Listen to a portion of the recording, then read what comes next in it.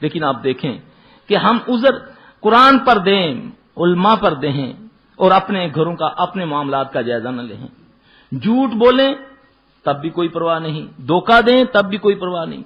پھر کہیں جی کہ ہماری عبادات قبول نہیں ہوتی، ہماری نمازیں قبول، اللہ تو ساڈی سندا ہی نہیں. استغفر اللہ. اللہ فرمائے فَلْيَسْتَجِيبُوا لِي، میں تمہاری دعائیں قبول کرتا ہوں. ہم کہتے ہیں اللہ ہماری سنتا نہیں. میرا بھائی اپنے معاملات کو سیدھا رکھو. شیطان کب قابو میں آتا ہے، شیطان کا زور کن پر نہیں چلتا، یہ میرا اللہ نے صاف کہہ دیا. اِنَّهُ لَيْسَ لَهُ سُلْطَانٌ عَلَى الَّذِينَ آمَنُوا وَعَلَىٰ رَبِّهِمْ يَتَوَكَّلُونَ. کیا اللہ پر توکل ہے ہماری؟ اگر توکل ہے تو پھر مجھ پر زور کیوں چلا؟ ضرور میرے معاملات میں، میرے رزق میں کہیں کچھ مسئلہ ہے، میری زبان میں کوئی معاملہ ہے، میرے کانوں میں کوئی معاملہ ہے، میری آنکھوں میں کوئی معاملہ ہے. اللہ کے لیے اپنے گھروں کو